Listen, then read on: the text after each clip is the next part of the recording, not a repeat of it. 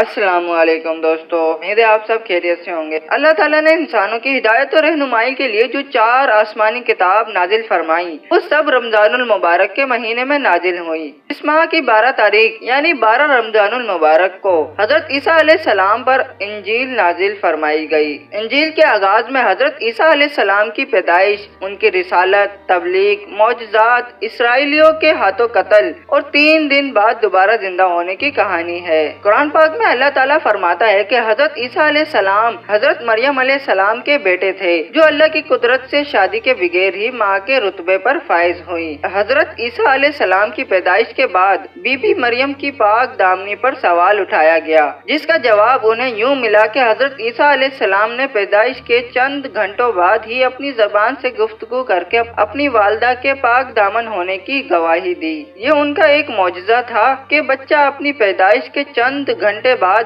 جب رونے کے علاوہ اور کچھ نہیں کر سکتا، حضرت عیسیٰ علیہ السلام نے گفتگو فرمائی۔ بعد ازاں حضرت عیسیٰ علیہ السلام نے بنی اسرائیل کے سامنے اپنی نبوت اور معجزات کا اعلان کرتے ہوئے فرمایا، جس کا ذکر قرآن پاک پارہ نمبر 3 سورۃ آل عمران آیت نمبر 49 میں یوں ذکر ہوا ہے کہ اور اس کو بنی اسرائیل کی طرف پیغمبر بنا کر بھیجے گا، اور وہ کہے گا بے شک میں تمہارے رب کی طرف سے تمہارے پاس نشانیاں لے کر آیا ہوں۔ میں تمہیں مٹی سے ایک پرندے کی شکل بنا دیتا ہوں، پھر اس میں پھونک مارتا ہوں تو وہ اللہ کے حکم سے اڑتا پرند ہو جاتا ہے، اور مادر ذات پیدائشی اندھے اور کوڑی کو اچھا کر دیتا ہوں، اور اللہ کے حکم سے مردے زندہ کرتا ہوں، اور تمہیں بتا دیتا ہوں جو کھا کر آؤ اور جو اپنے گھروں میں رکھ کر آؤ، بے شک اس میں تمہارے لیے نشانیاں ہیں اگر تم ایماندار ہو۔